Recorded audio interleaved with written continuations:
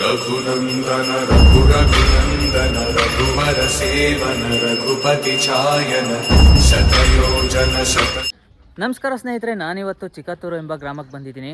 ಯಾಕಂತಂದ್ರೆ ಇಲ್ಲಿ ನೆಲೆಸಿರುವಂಥ ವೀರಾಂಜನೇಯನ ದೇವಸ್ಥಾನಕ್ಕೆ ಬನ್ನಿ. ಹಾಗಾದ್ರೆ ಇಲ್ಲಿನ ಇತಿಹಾಸ ಏನು ಅಂತ ತಿಳ್ಕೊಳ್ಳೋಣ. ಈ ಒಂದು ಆಂಜನೇಯನ ದೇವಸ್ಥಾನ ಇರೋದು ಚಿಕ್ಕಮಗಳೂರು ಜಿಲ್ಲೆಯ ತರೀಕೆರೆ ತಾಲೂಕಿನ ಚಿಕ್ಕತ್ತೂರು ಎಂಬ ಗ್ರಾಮದಲ್ಲಿ. ಇಲ್ಲಿನ ಜನರು ಹೇಳುವ ಪ್ರಕಾರ ಈ ಒಂದು ಆಂಜನೇಯನ ವಿಗ್ರಹಕ್ಕೆ ಸುಮಾರು 800 ವರ್ಷಗಳ ಇತಿಹಾಸ ಇದೆಯಂತೆ. ಮತ್ತೆ ಈ ವಿಗ್ರಹ ಸುಮಾರು 5 ರಿಂದ 6 ಅಡಿ ಎತ್ತರ ಇದೆ. ಶಿಥಿಲಗೊಳ್ಳುತ್ತಿದ್ದ ಈ ದೇವಸ್ಥಾನವನ್ನು ಇಲ್ಲಿನ ಗ್ರಾಮಸ್ಥರು ಮತ್ತೆ ತರೀಕೆರೆ ಪಟ್ಟಣದ ಜನರು ಮರು ನಿರ್ಮಿಸಿ ಜೀರ್ಣೋದ್ಧಾರ ಮಾಡುತ್ತಿದ್ದಾರೆ. ಈ ಆಂಜನೇಯನ ವಿಶೇಷವೇನೆಂದರೆ ಇಲ್ಲಿಗೆ ಬರುವ ಭಕ್ತಾದಿಗಳು ತಮ್ಮ ಕಷ್ಟಗಳನ್ನ ಮನಸ್ಸಿನಲ್ಲೇ ಆಂಜನೇಯನಿಗೆ ಹೇಳಿಕೊಂಡು ಅಪ್ಪಣೆಯನ್ನು ಕೇಳುತ್ತಾರೆ. ಒಂದು ವೇಳೆ ಭಕ್ತರ ಕಷ್ಟಗಳು ಪರಿಹಾರ ಆಗುತ್ತೆ ಅನ್ನೋದಾದ್ರೆ ಸ್ವಾಮಿಯ ಬಲಭಾಗದಿಂದ ಹೂ ಬೀಳುತ್ತೆ, ಆಗಲ್ಲ ಅಂತಂದ್ರೆ ಎಡಭಾಗದಿಂದ ಹೂ ಬೀಳುತ್ತೆ. ಸ್ವತಃ ನೀವೇ ಈ ವಿಡಿಯೋದಲ್ಲಿ ಗಮನಿಸಬಹುದು ಯಾವ ತರ ಅಪ್ಪಣೆ ಆಗುತ್ತೆ ಅಂತ.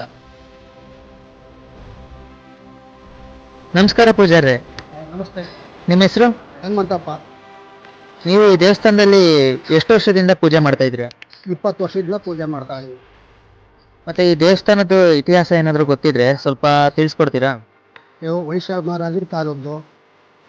ಅಲ್ಲಿಂದ ಇನ್ನೊಬ್ಬರು ವ್ಯಾಸರಾಯರು, ಆ ವ್ಯಾಸರಾಯರು ಇದನ್ನೆಲ್ಲ ಪ್ರತಿಷ್ಠಾಪನೆ ಮಾಡ್ಕೊಂತಾರೆ. ಆಗಿನ ಕಾಲದಲ್ಲಿ ಹೊರಗೆ ಭಕ್ತರು ಬರ್ತಾರೆ. ಭಕ್ತರು ಬಂದು ಅಪ್ಪಣೆ ಕೇಳ್ಕೊಂಡು ಹೋಗ್ತಾರೆ. ಅವತ್ತು ಕಾರ್ಯ ಆಗಗಳಿಗೆ ಬಂದು ನಮಗೆ ಪೂಜೆ ಮಾಡೋಕ್ಕೆ ಹೇಳ್ತಾರೆ. ಈಗ ಅಪ್ಪಣೆ ಕೇಳ್ತಾರೆ ಅಂತಾರೆ, ಕೇಳ್ತಾನೆ ಅಂತ ಹೇಳ್ತಾ ಇದ್ದೀರಾ, ಬಟ್ ಯಾವ ಥರ ಇಲ್ಲಿ ಅಪ್ಪಣೆ ಆಗುತ್ತೆ? ಶಿಲೆ ಮೇಲೆ ಆಗುತ್ತೆ.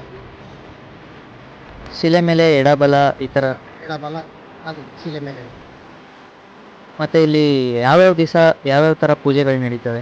ಶನಿವಾರ, ಮಂಗಳವಾರ, ಅಮಾವಾಸ್ಯೆ, ಉಳುವೆಯಲ್ಲಿ ಪೂಜೆ ನಡೀತವೆ. ದೇವರಿಗೆ ಯಾವ್ಯಾವ ಥರ ಅಲಂಕಾರ ಮಾಡ್ತೀರಾ?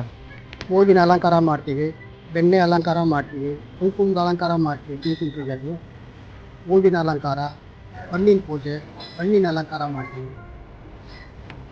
ಇದು ಕಷ್ಟ ಅಂತ ಬಂದ ಭಕ್ತಾದಿಗಳಿಗೆ ಏನಾದರೂ ಪರಿಹಾರ ಆಗಿದೆಯಾ? ಪರಿಹಾರ ಆಗುತ್ತೆ. ಪರಿಹಾರ ಆದಮೇಲೆ ಅವರು ಎಣ್ಣೆ ಟೀಮ್ ಹೇಳ್ಕೊಂಡು ಹೋಗೋರು ಎಣ್ಣೆ ಟೀಮ್ ಕೊಡ್ತಾರೆ. ಇಲ್ಲ ಪೂಜೆ ಮಾಡಿಸೋಂಥ ಪೂಜೆ ಕೊಡ್ತಾರೆ ಮಾಡೋಕ್ಕೆ. ಕುಂಕುಮ ಪೂಜೆ ಮಾಡಿಸ್ತಾರೆ ಹೇಳ್ಕೊಂಡು ಹೋಗೋರು. ಅವ್ರ ಕಷ್ಟ ಪರಿಹಾರ ಆಗಿದೆ.